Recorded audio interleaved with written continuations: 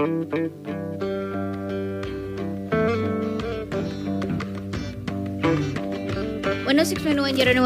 Jogja. Assalamualaikum warahmatullahi wabarakatuh. Kanca Muda Jogja, apa kabar? Selamat sore semuanya. Sehat Kanca Muda? Mudah-mudahan sehat, bahagia menjelang tahun baru, pergantian tahun. Sudah mulai padat-padatnya mungkin, atau mulai renggang-renggangnya nih, karena udah mulai mengurangi beberapa aktivitas. Kanca Muda pengennya sih akhir tahun slow ya. Tapi enggak pada kenyataannya. Curhat colongan. Oke Kanca Muda, sekarang sesi somanya barengan sama Ella Arlika ya. Hari ini udah bisa nemenin Pak Ustadz lagi di sesi soma. Jadi Kanca Muda yuk dengerin yuk, karena kita punya tema-tema yang pastinya seru buat didengerin siapa aja. Kanca Muda Jogja, selamat sore Pak Ustadz. Assalamualaikum warahmatullahi wabarakatuh. Assalamualaikum Kanca Muda. Alhamdulillah kalau Ella Arlika mengatakan bahwa udah mau tahun baru. Nah kalau saya mengatakan bahwa countdown 97 hari lagi insya Allah masuk bulan suci Ramadan 1444 Hijriah 1444, jadi angka cantik. Semoga Allah karuniakan kita umur panjang barokah, amin, dan dikaruniakan kita mampu ya menjalani persiapan Ramadan ya. Kalau kita bicara 97 hari itu tidak lama Kanca Muda ya, karena itu nanti di bulan Maret insya Allah kita sudah masuk di bulan suci Ramadan. Nah oleh karena itu kita tema kali ini kita sebetulnya tidak dalam rangka Ramadan ya, tetapi kita akan mengambil tema dahsyatnya berhusnudzon kepada Allah Subhanahu wa taala. Amin. Nah, jadi di tahun 2023 itu kan banyak sekali prediksi dari pakar gitu Mbak Ella, bahwa akan muncul kesuraman ekonomi, akan muncul Resesi. hal-hal yang sifatnya meden-medeni. Jadi kita kalau dalam hal seperti itu, maka kemudian kita wajib ya hukumnya, kita ini sudah harus kemudian membuat hati dan pikiran kita itu menjadi lebih tenang, gitu kan? Karena suka tidak suka, mau tidak mau, apapun kehidupannya, kita harus selalu husnudzon kepada Allah. Karena husnudzon kepada Allah ini akan menghilangkan overthinking. Nah, penyakit yang sekarang sedang menggejala di kanca muda dan kanca tua, bahkan semua kanca, itu adalah overthinking. Anaknya masih usia 8 tahun, masih usia SMP, pikirannya nanti kalau nikah kira-kira gedungnya berapa ya? Kalau pas nanti haya nikah itu kira-kira gedungnya sudah harga berapa ya? Kira-kira nanti resepsinya, aduh kalau catering aja aku tanya-tanya udah sekarang per A sekian ya.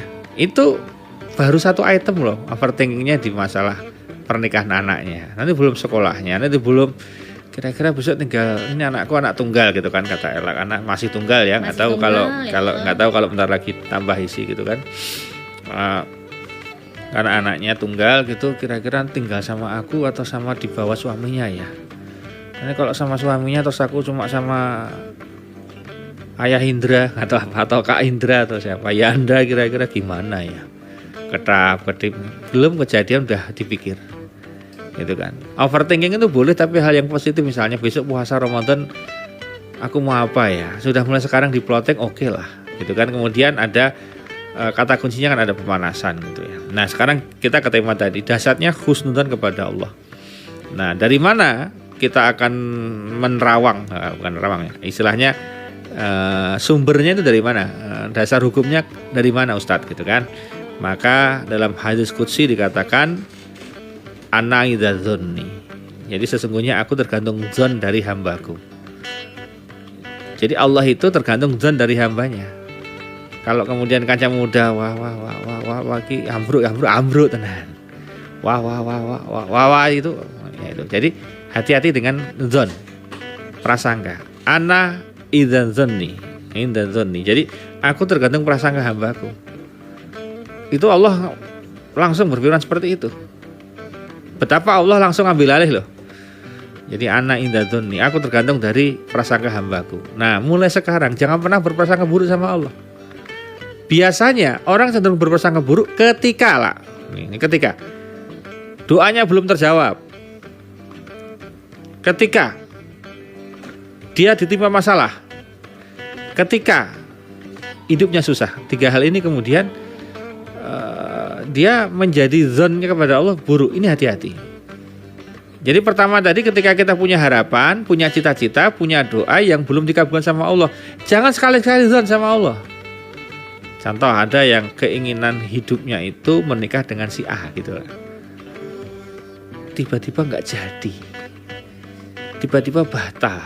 Gara-gara sertifikat rumah. Tuh, kalau itu kan yang viral itu kita beda. Artinya kan banyak yang sudah pada tahapan serius sudah. Makanya ini penting kancah muda. Patah hati, nah ini kancah muda kalau ini bukan kancah tua ya. Patah hati itu Allah setting sebetulnya untuk apa? Agar kita itu jangan pernah berharap kecuali kepada Allah. Masih ingat di sesi Soma saya membahas salah satu khasnya dari Nabi Ibrahim alaihissalam yang membuat kemudian Nabi Ibrahim menjadi salah satu dari 2 nabi kan yang disebut dalam tasyahud itu kan Nabi kita Nabi Muhammad SAW dan Nabi Ibrahim alaihissalam. Nah, Nabi Ibrahim salah satu kelebihannya apa? Nggak pernah minta bantuan kecuali pada Allah, gitu kan. Jadi dia nggak mau tergantung. Nah, oleh karena itu kancah muda, ketika kita doanya belum diijabah, belum di ACC, keinginannya belum diijabah sama Allah Subhanahu Wa Taala, itu jangan sekali-kali kita kemudian berburuk sangka kepada Allah. Kenapa ya Allah nggak jadikan aku sama dia? Padahal dia cakepnya luar biasa, padahal dia cantiknya istimewa. Kamu nggak pernah tahu di balik itu ada apa, gitu kan? Nah makanya kata-kata yang sering muncul kan, sabar ya, engkau ana hikmah, ambil hikmahnya. Kalau engkau nggak bisa ngambil hatinya, ambil hikmahnya. Jadi kalau engkau tidak bisa mengambil hatinya, maka ambillah hikmahnya. Dan ternyata nanti pada titik tertentu kalau kita sudah, jadi kata kuncinya begini Pak, ketika kita meminta sesuatu dan belum dikabulkan sama Allah, maka kita langsung membuka diri. Ya Allah ya Rabb, kalau memang yang terbaik ini bukan ini, aku pasrah sama engkau ya Rabb. Ambil nafas, kemudian jangan pernah nyalahkan dulu dari apa yang belum di ACC sama Allah Subhanahu Wa Taala. Mobilkah, rumahkah, apakah belum di ACC, jangan grundel dulu. Langsung bilang, mungkin ikhtiarku kurang kuat. Mungkin Allah ingin aku lebih serius tahajudnya, lebih serius duhanya, lebih serius wiridnya, lebih serius ABCDE-nya gitu kan. Gitu kan? Jadi gitu. Pengamen lah. Jadi kita pakai kata pakai apa istilahnya filosofi pengamen. Ketika ada orang ngamen gitu kan, suaranya bagus lah. Api gitu kita dengerin. Kita kan kadang-kadang Mas, lagu gini bisa Mas? Bisa Pak, yuk. Lagu gini Mas. Jadi kadang-kadang kita di situ nongkrong sambil makan, minum, ngobrol, itu bisa dia 1 jam di situ kita suruh ngamen terus. Kira-kira ngasihnya kecil apa banyak? Kecil apa banyak? Besar apa dikit? Banyak. Ya banyak kita request, bahkan dia nyanyi terus kan? Kita ingin dia nyanyi terus sampai nemeni kita. Kita ngasihnya jangan tanya. Kadang-kadang sampai dikeluarin merah-merahnya berapa gitu. Makasih Pak. Allah mendengar doa hambanya. Itu kadang-kadang memang gak dikabulkan dulu atau akan diganti oleh Allah. Itu karena seneng dengar doanya terus. Itu kayak ngamen kan, kita pada Allah minta sama Allah kan kayak ngamen, tapi dalam bentuk doa. Terus bagus ngamenmu kata Allah gitu kan. Terus ya bagus, terus minta terus ya. Belum mau kasih, biar apa? Biar kamu minta terus sama aku kata Allah. Akhirnya nanti kalau dia husnudzon pada Allah, ya Allah, pokoknya aku minta ada kendaraan yang bagus untuk keluargaku. Aku pasrah sama engkau ya Allah, bentuknya kayak apa, aku minta terus pokoknya. Aku tidak peduli engkau ngasih apa, dan aku minta ini bukan aku gak percaya sama engkau ya Allah. Karena ada orang itu kan doa itu sekali aja lah, minta mobil ya sekali aja, gak usah minta berkali-kali. Emang Allah itu pelupa? Emang Allah gak tahu doamu? Allah tahu yang doa-doa kemarin aja, tahu semua, gak usah kamu ulang-ulang. Kita bukan mengulang karena menganggap Allah lupa. Kita mengulang kenapa? Karena kita justru yakin sama Allah. Maka aku ulang terus agar aku remind terus sama Allah gitu loh. Ya gak lupa Allahnya. Allah gak mungkin lupa gitu kan. Jadi kita itu menunjukkan bahwa kita itu kepada siapa lagi kecuali pada engkau ya Allah. Dan ini banyak yang sudah mulai sambat kehidupannya kan. Ada yang kemudian mulai banyak tagihan, penghasilannya berkurang, kebutuhannya semakin banyak gitu kan. Nah, curhat yang paling the best, yang paling oke, yang paling istimewa, mau nggak mau adalah hanya kepada Allah Subhanahu wa taala. Nah, itu. Nah, jadi kata husnudzon ini penting. Jadi satu, ketika kita minta sama Allah, kita minta itu berarti doa lah. Doa, berharap sama Allah. Kok belum cair? Bahasanya proyek kan belum cair gitu lah. Belum ACC. Itu jangan kita putus asa. Kita husnudzon pada Allah. Berarti Allah kemungkinan akan memberikan yang lebih baik daripada yang kita minta. Berarti Allah kemungkinan akan menunggu waktu yang tepat untuk kita. Ya, jadi kata kuncinya adalah menunggu atau mengganti. Jadi kita disuruh nunggu waktunya tepat atau kita akan diganti sama Allah. Nah, gitu aja, yakin. Begitu sebuah proyek lah. Lolos karena ternyata kamu disikut sama temanmu dan temanmu yang dapat proyeknya, padahal kamu yang lebih-lebih pertama. Ikhlas saja. Nggak masalah, nggak akan tertukar. Nggak akan tertukar. Kamu nggak boleh husnudzon sama Allah. Gimana sih Allah, yang duha aku, yang tahajud aku, yang ngedilin aku. Kok aku nggak ikut ya Allah? Misalnya. Seperti itu misalnya. Oh, nggak perlu seperti itu. Kenapa? Yakin aja sama Allah. Gitu kan? Kamu ada penggantinya kok. Ada. Itu dia. Oke. Clear ya. Jadi kita nggak usah sama Allah itu sekali-kali, tidak boleh kita itu suudzon sama Allah. Kedua tadi, pertama tadi saya bilang doa yang belum diijabah, masih ditunda atau apa, kita selalu husnudzon. Yang kedua apa tadi? Kamu nyatet nggak? Menunggu atau menunda? Enggak, menunggu atau menunda itu sama aja. Enggak. Yang kedua, kalau kan kenapa orang itu cenderung suudzon? Ketika kapan? Ketika belum dikabulkan permintaannya. Okay. Yang kedua, ketika ditimpa musibah atau masalah. Nah, ketika seseorang dipilih sama Allah untuk dikasih kemumetan dalam hidupnya, maka yang dipakai ayat-ayatnya jelas, la yukallifullahu nafsan illa wus'aha. Allah nggak bakal ngasih beban yang kita nggak mungkin memikulnya. Innamal yusri usra fa innamal usri usra innamal usri usra. Jadi di surat Alam Nasr laka sadrak itu di situ bahwa di balik kesukaran akan ada kemudahan. Allah ngulangin lagi loh. Fa innamal usri usra. Jadi diulangi lagi sama Allah, di balik kesusahan ada kemudahan. Allah seakan-akan bilang, kamu mesti nggak percaya tuh aku bilang gini. Tak ulangi lagi nih kamu. Nah, gitu kan. Jadi Allah itu bilangnya sampai 2 kali karena Allah tahu kalau cuma sekali kamu mesti nggak percaya kan kalau aku bakal ngasih kemudahan di balik kesukaran itu. Maka diulangi sama Allah 2 kali loh lah, 2 kali. Makanya jangan pernah suudzon sama Allah ketika ada sebuah hal yang dititipin sama Allah kepada kamu. Karena tidak semua orang dikasih itu. Orang kalau dikasih masalah itu berarti sedang mau dinaikkan derajatnya. Loh lah, 2 kali. Makanya jangan pernah suudzon sama Allah ketika ada sebuah hal yang dititipin sama Allah kepada kamu. Karena tidak semua orang dikasih itu. Orang kalau dikasih masalah itu berarti sedang mau dinaikkan derajatnya. Jiden. Nggak ada usahanya. Ngimpi di siang bolong. Ngimpi di siang bolong. Kita calon mantu aja di-challenge sama mertua sebetulnya. Cuma kita nggak kerasa. Di-challenge itu. Walaupun challenge-nya kadang lewat anaknya itu. Kita di-challenge, cuma kita kadang-kadang nggak terasa. Sekolah kalau mau lulus, mau bagus di-challenge sama gurunya. Ada ujian nasional, ada ASPD sekarang namanya, ada TPM, ada macam-macam gitulah. Di-challenge. Orang tanpa challenge gak berkembang. Allah itu men-challenge kita agar kita berkembang sehingga semakin dekat dengan Allah. Lihat orang-orang yang punya masalah, dia tambah rukuknya, dia tambah sujudnya sama Allah. Betul gak? Itu orang-orang punya masalah. Orang yang gak punya masalah landai, santai sujudnya. Begitu dia punya masalah duhanya, dia kenal duha. Punya masalah dia kenal Daud. Kenal masalah dia kenal wirid dzikir, kenal sholawat, kenal asmaul husna. Gara-gara punya masalah. Gitu loh. Jadi ketika ada masalah datang, husnudzon sama Allah. Ya Allah, aku yakin kau milih aku ini bukan sembarangan. Aku yakin di balik ini semua Engkau memberikan ibrah, Engkau memberikan hikmah, Engkau memberikan pelajaran tarbiyah untukku ya Allah, untuk aku menjadi sukses di masa depan. Maka rumah tangga tanpa challenge itu rumah tangga yang tidak baik sebetulnya. Tapi challenge sama Allah kadang-kadang. Ketika istri punya kelebihan harta, dia di-challenge sama Allah. Lihat tuh suamimu sekarang, kerjaannya nggak beres, rizkinya nggak berantakan. Kamu mau nggak nanggung kehidupan rumah tangga, termasuk nanggung suamimu yang suka makan, suka ngerokok itu dari uangmu gitu. Coba mau nggak kamu nanggung? Allah challenge itu istrinya. Di-challenge juga si suami suatu saat. Di-challenge juga suaminya. Kamu punya istri yang cerewet minta ampun, minta ini, minta itu, minta ini, minta itu. Kamu di-challenge, nangis nggak kamu? Tegar nggak kamu?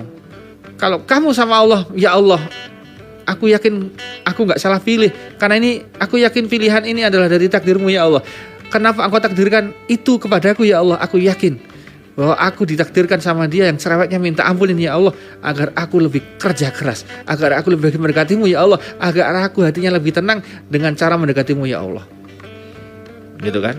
Nah jadi di-challenge, istri di-challenge, suami di-challenge, suami istri di-challenge dengan anaknya. Gitu. Jadi ada challenge, semuanya ada gitu kan. Ya, ada.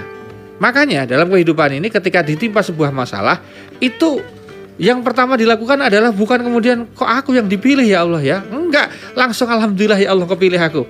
Coba aku akan introspeksi, aku akan mawas diri, aku akan duha, aku akan tahajud, aku akan wirid, aku akan itikaf. Aku pengen tahu kenapa engkau memberikan ini kepadaku ya Allah. Pelajaran apa yang engkau berikan pada diriku ya Allah. Gak usah jauh-jauh. Coba kamu lihat sejarah ini, kita bicara nggak muslim. Artinya kita yang muslim ini kan jelas hasanahnya luar biasa lah.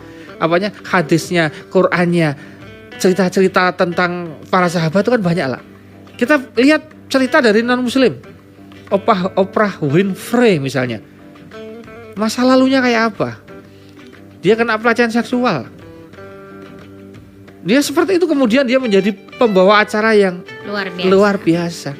Dia bisa mengambil, walaupun menurut dia ini dari Tuhan ya, Tuhan versi dia, monggo ya. Kita tidak bicara itu, tapi kita bicara bahwa dia mau mengambil hikmahnya, dia mau menerima, mau receive.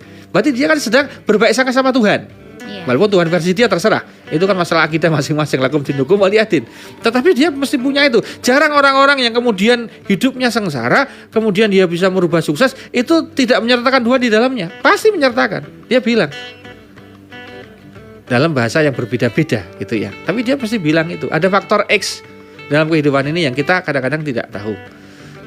Nah kalau kita di Muslim itu kan jelas sekali kan. Ayatnya ada, Qur'annya ada, hadis-hadisnya melimpah, apalagi wajangan-wajangan dari imam-imam besar, dari ahli-ahli tokoh-tokoh agama yang muncul. Ada Imam Ghazali dengan kitab Ihya Ulumuddinnya, ada Al-Hikam ya, itu kitab Al-Hikam yang sangat luar biasa itu. Al-Hikam itu kan kitab yang apa namanya, coba Kanya Muda sekali-kali baca Al-Hikam gitu kan. Keren sekali itu di dalamnya. Wajangan-wajangannya ya dari Ibnu Athaillah itu Masya Allah. Misalnya yang sangat sederhana. Kalau engkau ingin nikmat itu bersama dirimu terus-menerus, maka ikatlah nikmat itu dengan syukur. Kalau engkau tidak mensyukuri nikmat itu, berarti engkau sedang tidak mengikat kenikmatan itu, dan memberiakan nikmat itu akan menghilang dari dirimu. Keren sekali kan? Betapa lah kita itu sekarang itu gak pernah mengikat kenikmatan itu dengan kesyukuran. Iya, contoh. Padahal simpel ya Pak Ustadz. Contoh sederhana. Ella punya suami. Alhamdulillah punya. Loh sekarang kamu cari temanmu masih ada kok yang sampai hari ini belum menikah? Ada. Ya, itu kan jelas. Itu aset suami itu adalah salah satu yang harus kita nikmati, kita syukuri. Nah cara mensyukurinya dengan apa? Yang merawat. Banyak suami nggak mensyukuri punya istri, banyak istri nggak mensyukuri punya suami. Itu yang paling bahaya. Dan setan tugas utamanya sebetulnya apa? Membuat manusia itu gagal syukur. Itu aja. Gagal syukur, punya anak nggak bersyukur, punya pasangan nggak bersyukur, punya gaji nggak bersyukur, punya kerjaan nggak bersyukur. Pokoknya ini sambat. Ya, akhirnya apa? Dia nggak bisa menikmati hidup. Bahkan dia sedang membeli mobil terbaru, seri tertinggi, baru aja dia beli, yang beli baru orang pertama dia, baru dia pakai dalam waktu 1 bulan, itu sudah hilang syukurnya. Karena ternyata dia dapat gosokan, 3 bulan lagi akan muncul prototipe seri terbarunya lagi. Sehingga dia begitu duduk di sini, dia nggak melihat dengan enak. Waduh, ono sing anyar toh. Dia telepon salesnya, Mbak, kemarin saya tanya katanya ini paling baru. Kenapa kemarin saya dapat info dari internet ini 6 bulan lagi akan muncul seri yang terbaru lagi, itu gimana maksudnya Mbak? Waduh Pak, saya nggak tahu. Itu memang baru aja Pak. Kami pun juga dari pusat baru dikasih tahu Pak. Yang lain Masya Allah, beli second aja nggak bisa. Ya. Tapi sibuk sama begituan. Ini aja nggak. Nah itulah. Dan ternyata semakin ke sana, ke sini maksudnya, ke sini itu ke tahun baru, ke tahun tambah tua ini. Itulah ilmu agama yang tadinya dianggap remeh-temeh, yang tidak pernah dibaca, tidak pernah dikaji, tidak pernah diamalkan, mendadak akan viral pada waktunya. Dan sekarang sudah mulai merasakan keviralan itu. Betapa orang-orang kemudian berbondong-bondong hijrah, berbondong-bondong kemudian untuk kemudian menikmati, mensyukuri apa yang dia telah punya. Sehingga dia apa? Dia kemudian menjadi orang yang betul-betul menikmati hidup. Nah, syukur itu menikmati salah satunya, menikmatinya, ya. Nah, contohnya kan yang kita lihat bahwa dalam Islam itu kan ada hak untuk Allah, ada hak untuk diri kita, ada hak untuk keluarga kita, ya kan? Nah, kita kadang 3 hak ini nggak ada semua lah. Dengan pekerjaan kita yang bonafit itu, pejabat negara atau petinggi perusahaan, kita kadang-kadang sholatnya terlambat. Kita kadang-kadang kemudian menjadi orang yang malah kadang nggak sholat. Kadang-kadang kita nggak pernah amalan sunnah, sholat sunnah apapun malah jarang dilakukan. Padahal itu haknya Allah ada. Allah itu harusnya memberi rezeki, memberi jabatanmu itu loh, memberi duit kepadamu itu loh, memberikan banyak fasilitasmu itu Allah. Tapi hak Allah nggak dipenuhi. Ternyata tidak hanya itu loh. Apalagi ketika Allah nggak dipenuhi haknya, itu hak untuk dirinya nggak dipenuhi lah. Dia mau makan enak mikir jangan ini agak mahal, beli ini jangan agak mahal. Akhirnya dia orang sederhana, ngere lah. Sederhana dengan ngere itu beda. Ngere itu artinya dia itu betul-betul macak kere. Kalau sederhana itu dia beli tetap, misalnya saya sekali makan harus habis 500.000, nggak apa-apa, nggak usah ngere, tetap 500.000. Cuma bedanya sekarang 500.000 itu dibagi. Tadinya dimakan sendiri, sekarang dibagi-bagi sama saudaranya, tambahin lagi per makan 1 juta tapi ngajak sedulur-dulur gitu kan. Jadi dia pola pikirnya menghabiskan uangnya tapi untuk kebaikan-kebaikan. Itu namanya syukur nikmat.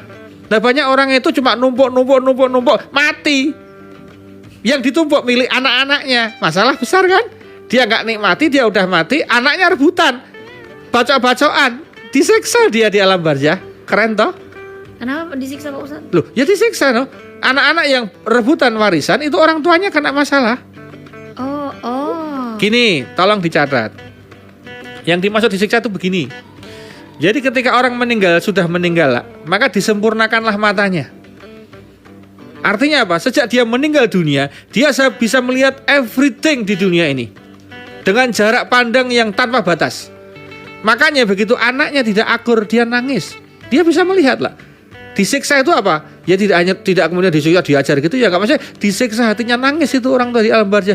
Walah, ternyata do padu. Wah, jadi dia tuh sudah tahu bahwa nanti ini potensinya anaknya akan menjadi anak durhaka dan potensinya akan menyeret dia ke neraka. Itu yang dimaksud siksaan yang belum asli siksaan lah.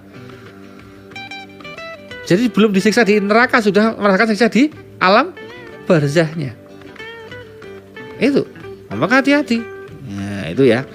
Jadi kaca muda ini kita harus sama Allah, nggak boleh kemudian suudzon. Kalau ditimpa masalah diganti namanya masalah challenge, tarbiyah, diklat. Piala kabare, alhamdulillah lagi untuk diklat sama Gusti Allah. Kan keren toh? Diklat, Bro. Namanya diklat, nanti dapat sertifikat, lulus, sertifikasinya bisa dipakai. Gitu loh. Iya kan diklat. Lo pendidikan latihan dari Allah gitu kan. Lo didiklat tuh itu, entah namanya sakit, entah namanya punya masalah, persoalan dan sebagainya. Ketika seseorang, ini contoh yang sering saya bikin contoh suami istri lah. Ketika dalam sebuah kasus suami istri itu salah satu pasangan, entah suami entah istri, salah satunya itu merasa pasangannya nggak sempurna. Aku bukan kekasih sempurna gitu kan. Akulah pasti ada kurangnya, tapi ku setia, tak mencoba ke lain hati. Lagunya kan gitu. Udah googling guys. Ya, lagunya kan gitu. Jadi ketika dia diuji dengan pasangan yang nggak sempurna, sabar atau enggak? Itu yang sering terjadi. Dan banyak kemudian yang nggak sabar, cerita sama orang, cerita sama teman, cerita sama orang tua intervensi. Akhirnya pembencinya, hater suaminya jadi tambah. Tadinya cuma si istri, kemudian nambah orang tua, supporternya tambah. Akhirnya apa yang terjadi? Hati-hati, kompor di mana-mana, siap meletus itu. Itu yang paling bahaya. Nah, jadi ketika kita mendapat pasangan tidak sempurna atau kurang sempurna, tugas kita itu menyempurnakan dengan apa? Minta kepada yang buat. Dibalekke ning gone pabrike, Bos. Ya Allah, ini kan buatanmu. Garansinya kan masih ada toh ya Allah. Aku klaim garansi ya Allah. Ternyata dia itu seperti ini ya Allah. Tolong ini saya minta bukan diganti orangnya, tapi saya minta di remote dari sana, diinstal dari sana, di aplikasinya dikasih setbox kalau perlu yang terbaru, sehingga dia bisa masuk channel digital macam-macam ya Allah. Minta pas tahajud, minta pas duha, minta sambil wirid sholawat komplit. Kalau itu yang minta istrinya, kalau yang minta itu suaminya, sampai kepada Allah. Jadi para pasangan-pasangan, jika engkau mendapati suamimu dalam bentuk yang tidak engkau senangi, perilakunya, uangnya, atau apapun namanya, atau para suami engkau mendapati istri yang tidak engkau senangi akhlaknya dan sebagainya, maka mintakan kepada yang membuat itu. Garansinya masih ada, kamu klaim aja garansinya. Dengan cara apa? Ya, sowan kepada Allah dengan cara sholat. Wasta'inu bisobri washolah, dan mintalah tolong pada Allah bisobri dengan sabar. Kamu sabar dulu. Sabar dan sholat. Dan sholat. Jadi orang kok sabar dan gamble, sabar dan curhat, sabar dan aneh-aneh itu enggak. Curhat enggak boleh Pak Ustaz. Ya besar. Jadi ketika orang pacaran itu ngobrolnya asik banget, kamu bisa nggak ngobrolnya setelah menikah kayak gitu? Seasik itu. Seasik itu. Bisa nggak Kak? Nah, jangan-jangan kamu cuma gitu. Kita istirahat dulu Pak Yuk, Ustadz. yuk. Nanti kita lanjutin lagi, temanya masih tetap dahsyatnya husnudzon kepada Allah, Kanca Muda. Saya tune terus di Sasi Soma sana sini soal agama.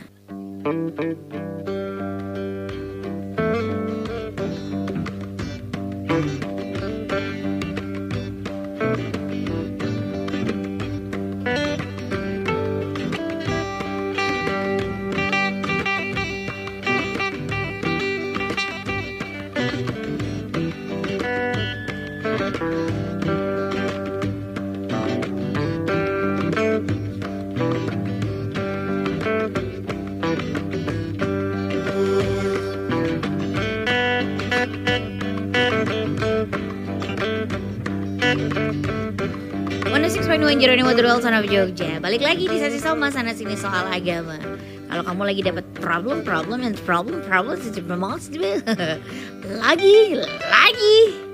gitu, kamu ngerasa kayak orang lain rezekinya lebih banyak, kamu enggak gitu Kanca Muda. Kenapa ini duitnya banyak aku enggak, misalnya gitu. Tadi Pak Ustadz bilang kuncinya adalah mensyukuri kalau kita dikasih, dan mensyukuri Allah kasih banyak loh gitu. Nah, dan mungkin kalau kamu merasa itu masalah, itu problem, kamu lihat orang lain soal rezekinya, kamu lihat ada permasalahan-permasalahan yang sekarang tiba-tiba ditimpa ke kamu gitu Kanca Muda. Dahsyatnya husnudzon kepada Allah itu luar biasa. Nah, tadi udah diobrolin soal mungkin tenang, kamu bukan yang gak dikabulin, emang lagi ditunda gitu, menunggu dan Allah juga menundanya gitu Kanca Muda. Atau memang Allah lagi mau naikin kamu levelnya gitu Kanca Muda, karena di balik kesulitan pasti ada kemudahan dan kamu harus belajar sabar dan sholat ya kan. Berikutnya Pak Ustadz. Ya, jadi Kanca Muda, orang cenderung suudzon itu ketika kalau tadi diberikan belum di ACC doanya atau diberikan masalah, yang ketiga ini dia lebih spesifik ya. Jadi orang kemudian cenderung suudzon kalau dia kemudian disempitin itu rezekinya, atau dibikin kehidupannya itu berbeda jauh dari orang-orang yang menurut dia sukses. Itu cenderung dia suudzon kepada Allah. Ya Allah, kenapa begini gitu kan, kadang-kadang begitu. Itu nggak boleh. Jadi gini Kanca Muda, teori rezeki gitu ya. Ini nih kita bicara teori rezeki ya. Kalau rezeki, selama kamu masih jatahnya hidup, kamu pasti dikasih rezeki sama Allah. Dan mohon maaf ya, orang dengan gaji per hari 1 miliar, dengan per hari cuma 1.000 rupiah, itu ketika makan tingkat rasa nikmat makannya itu 11-12 saja, sama. Sama, mulutnya sama. Ya, sama. Hanya mungkin yang dimakan itu beda jenisnya. Yang satu seafood, jadi seafood aja nggak usah jauh-jauh deh. Kalau kamu makan seafood udang, misalnya lobster. Apa sih lobster bedanya ketika Anda makan di Jepang, restoran Jepang asli di Jepang sana, atau yang memang di Indonesia yang ada Jepangnya, restoran Jepang asli dari sana lah. Dengan kamu makan lobster yang ada di Gunung Kidul sana, di pantai misalnya, atau di pantai mana yang kira-kira itu bukan asli model Jepangan gitu, apa bedanya? Ya harganya. Iya harganya. Ya, makanannya sama sih, harganya beda aja gitu. Nah, kecenderungannya orang-orang yang makan dengan harga mahal itu, kamu kan nggak pernah tanya hatinya. Setelah makan itu dalam hatinya menyesal nggak? Kamu kan nggak pernah tanya. Kalau dia mau jujur, dia menyesal. Iya ya, lobster sak mene kok larang banget ya. Iya. Ya dia biasa bangga kalau cerita aja. Gitu kan. Nah, ketika Anda makan lobster misalnya di warung yang biasa dengan harga yang 10 atau 20 kali lipat lebih murah daripada yang di restoran-restoran asli Jepang. Karena kalau Jepang itu sampai posisinya apa? Si lobster itu mendekati mulut Anda itu dia masih baru aja mati belum lama, hanya beberapa masih detik. Sakratul Iya, atau kalau istilahnya mungkin baru aja sakratul maut selesai. Iya. Kemudian masuk ke mulutmu itu, maka masih seger banget. Masih seger banget gitu kan. Kan seperti itu. Tapi begitu sudah sampai melewati kerongkongan 11-12 pun sama dengan perempuan dan laki-laki. Hubungan seksual, mohon maaf ya bagi Anda yang sudah menikah, kalau mau jujur mungkin ya sama aja. Yang beda kan adalah ada setan atau tidak ada setan. Ketika ada setan yang menjadi nikmat karena itu dengan selingkuhan Anda, karena itu mungkin dengan pacar Anda, begitu itu dengan istri, dibuat sama setan itu seakan-akan tidak nikmat, padahal ya nikmat aja. Cuma kemudian ada stimulus lain yang kemudian setan hadirkan. Nah, oleh karena itu Kanjeng Muda, ketika orang diberikan rezeki yang sedang sempit, saya tidak mengatakan sempit lah, itu kan masih dikasih lah. Jadi husnudzon sama Allah karena masih dikasih. Ada orang yang bilang, alhamdulillah lola, ning rekening wis medun THR. Spontan langsung alhamdulillah ya Allah, matur nuwun kau berikan THR ya Allah. Udah, walaupun sudah tahu dalam hatimu dan pikiranmu THR ini bakal hilang. Lewat.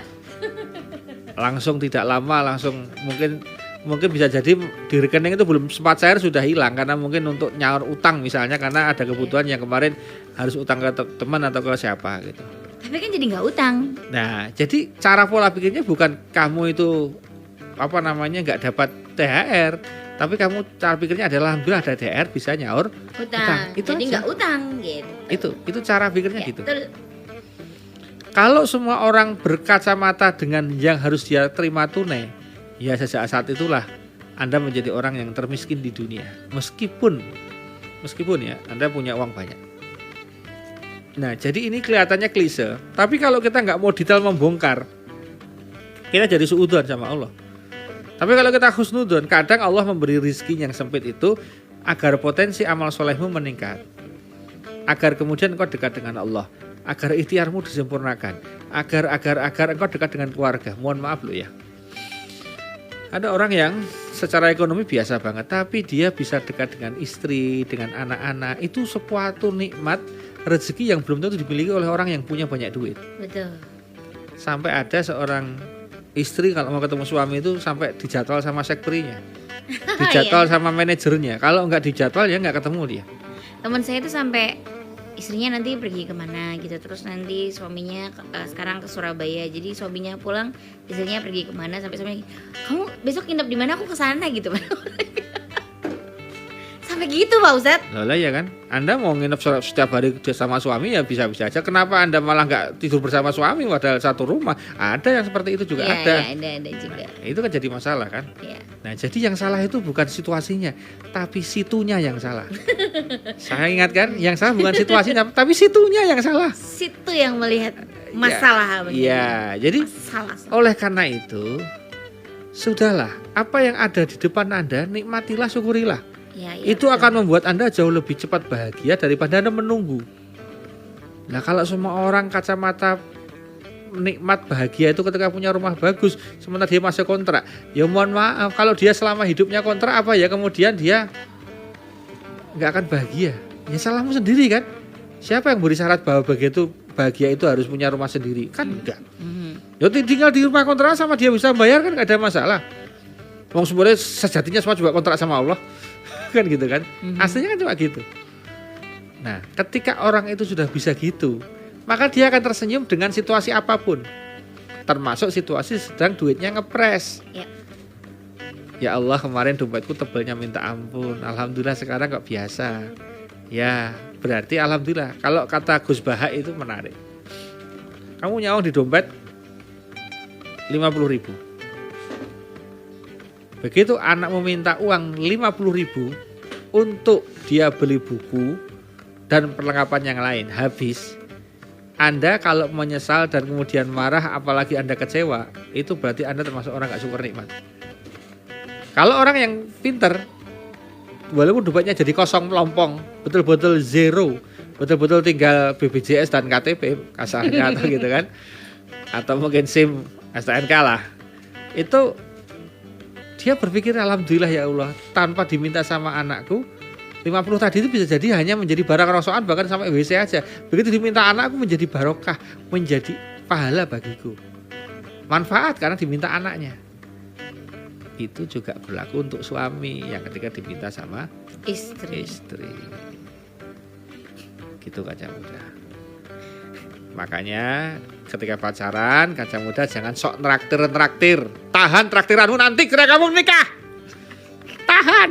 Jangan sekarang royal traktir. Begitu setelah menikah nggak pernah traktir. Ya toh. Wah, kerasa aku tadi ya salah dewe melu sate soma. Jadi apa ya? Ya tadi itu kan. Jadi tolong tahan gitu kan. Ya ada waktunya gitu ya. Wah ya walaupun boleh sekali-kali, tapi jangan sampai royal banget ketika belum jadi istrinya. Ketika udah jadi istrinya peliti minta ampun ya jangan. Nah, itu kan. Nah, jadi Kata Muda, situasi apapun termasuk rezeki yang sedang disempitkan sama Allah, itu membuat Anda break. Begitu Anda rezekinya sempit, kan Anda akan break. Astagfirullahaladzim ya Allah. Ya Allah, aku minta duit saya kata ya Allah. Nah, Anda kalau minta tok enggak sopan. Wah, gimana ya? Oh, kata Ustaz harus duha 12 rakaat, ya duha. Kata Ustaz harus sedekah ngasih sama ibu bapak, akhirnya ke bapak ibu soal. Mama Ustaz katanya begini Pak gitu. Jadi dia pelan-pelan ngamalin amal soleh. Akhirnya dia lupa dengan uangnya yang tinggal dikit itu, pelan-pelan Allah isi lagi.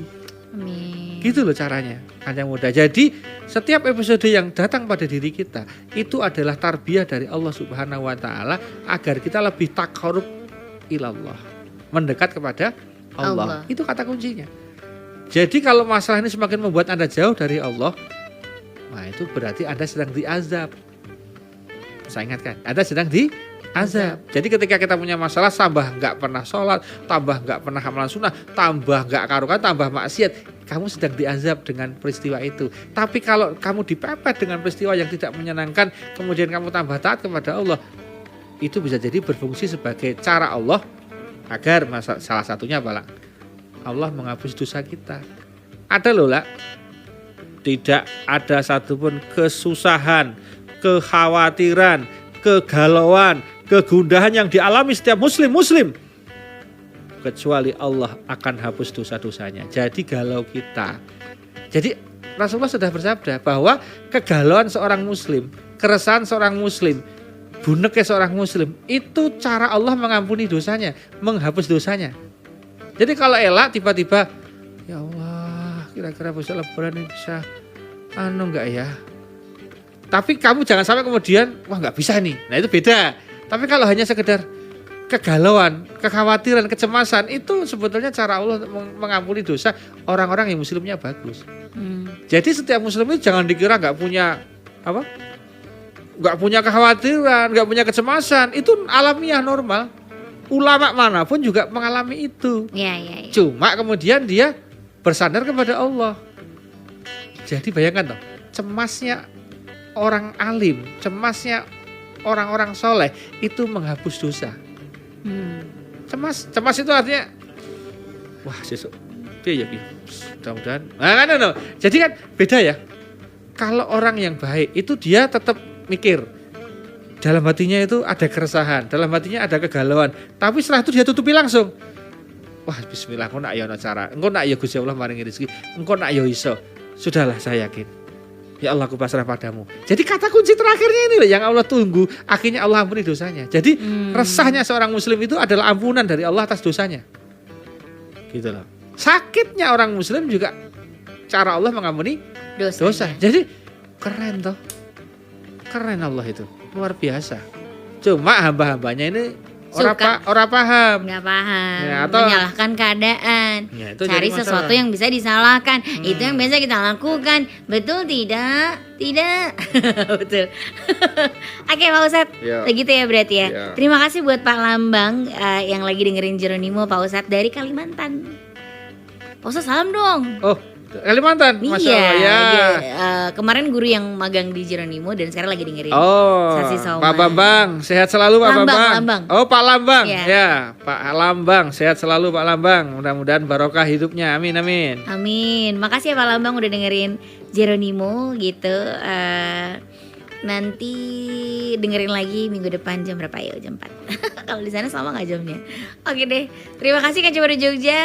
Kita ketemu lagi minggu depan. Sasi Soma, sana sini soal agama. Besok udah mau deket-deket pergantian tahun gitu. Apa yang bakal kita obrolin? Kayaknya tadi udah ada. Pentingnya ngobrol barengan sama suami istri tuh kan Coba Jogja. Nanti mudah-mudahan kita bisa bahas lagi minggu depan. So Ella pamitan, ketemu lagi next time. Love Jogja and you and bye-bye. Assalamualaikum warahmatullahi wabarakatuh. Love Jogja and you, Geronimo.